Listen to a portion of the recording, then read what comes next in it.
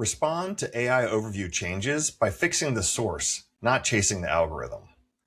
That is the work Digital Accomplice helps with. B2B video strategy that strengthens the source asset, not a scramble to chase every AI surface.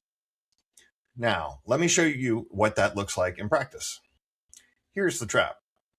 Google ships a change, your rankings wobble, and the instinct is to react. Rewrite everything, copy whatever just won, chase the new pattern. The problem is the pattern moves again next month, and you're always one step behind. Chasing every change is how teams burn budget and still end up less visible than when they started. You can't out-react a system that changes faster than you can publish. So here's the short answer.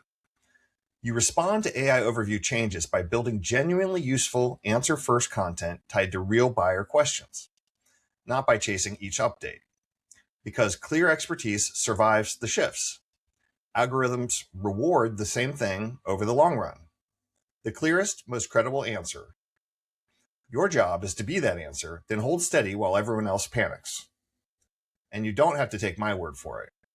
Google says this part out loud in its own documentation. To be eligible for AI features like AI overviews, they tell you to focus on creating helpful, reliable, people-first content. They explicitly say there are no additional requirements and no special optimizations needed. So when someone sells you a secret AI overview hack, they're selling you a thing Google says doesn't exist. The hack is being useful. Now, let me separate two things people blur together. There is the surface, which moves constantly, and then there's the target underneath, which barely moves at all. The surface is stuff like how many links show up, which sites gets pulled in, how the box is laid out this week. The target is always the same. The engine wants the clearest, most credible answer to the question. Chase the surface, and you will be exhausted. Aim at the target, and you compound. Let me show you just how chaotic the surface is so you stop trying to chase it. One niche B2B SaaS search index, the Overthink group report, found that the average number of links inside Google AI overviews dropped about 69.7% since March of 2026. It went from 7.8 links down to roughly 2. If you had built your whole strategy around being one of those many links, most of these slots just vanished. That is what chasing the surface gets you. And it's not just the number of links. The sources swap out too. In that same May 2026 index, the share of AI overview links pointing to YouTube fell just under 1%, while Reddit's share jumped up over 8% in a single month. Now, I want to be careful here because other industry reports tell a different story about YouTube. That contradiction is exactly my point. If the experts cannot agree month to month on which source wins, you definitely cannot build a durable strategy chasing it. So if the surface is chaos, what do you aim at? You aim at the one thing every version of the algorithm has rewarded and keeps rewarding. Real expertise, expressed clearly, enough that a machine can read it and quote it. Google's framework for this is EEAT. Experience, expertise, authoritativeness, and trust. And Google says trust is the most important of those. None of that changes when the layout changes. That is your durable bet. Here is our own proof that aiming at the target beats chasing the surface. We took 32 real buyer prompts and checked which Google AI overview returned. On 7 of those 32, it directly cited our YouTube assets. That is a 21.9% citation rate on that surface. And we are not a giant brand with a giant budget. We earn those citations by clearly answering real questions, not by chasing an update.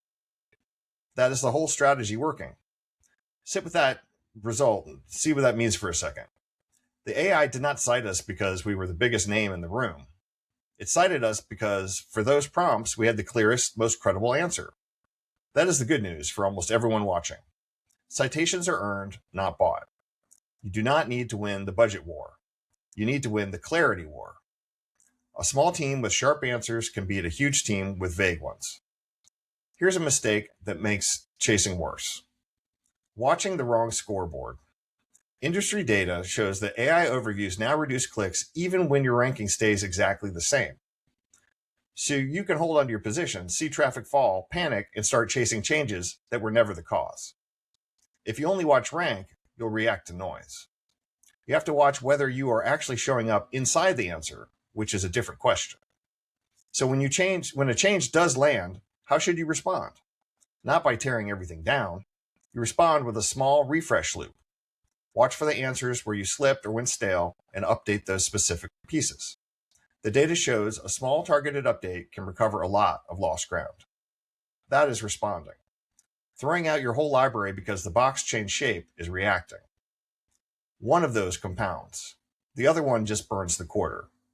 So here's exactly how you do this and how you notice it has nothing to do with any specific update. Pick one real buyer question you want to be known for. Lead with the answer in the first 10 seconds instead of burying it. Put a clean transcript and a short summary on a real crawlable page so the engine has words to read. Then make the title, the metadata, and the page copy all point at the same question. One question, one clear answer, everywhere it appears. Build that, and the next algorithm change is far less scary. One more thing that makes this work. Use the exact words your buyers use. When I look at the real searches that bring people to us, they type things like how to respond to Google AI overviews, how to correct what Google AI says about us, and how quickly should we respond to an AI visibility issue. Those are real high volume questions. If your content answers them in a plain language, you become the obvious source, no algorithm chasing required. Last thing, because this is where teams fool themselves. Measure two things and keep them apart. One, AI visibility. Are you showing up at all in the answers? Two, revenue behavior. The clicks, the qualified conversations, the book calls. Getting cited is the first win. Earning the click is the second. If you blur them into one number, you'll either celebrate a citation that drove nothing or kill a program that was quietly working. If you want to stop guessing and see where you actually stand today, we built a free AI visibility snapshot. It shows you your current AI visibility baseline, which buyer questions you could be getting cited for, and exactly where your gaps are right now. Link is below. Reach out and give it a try.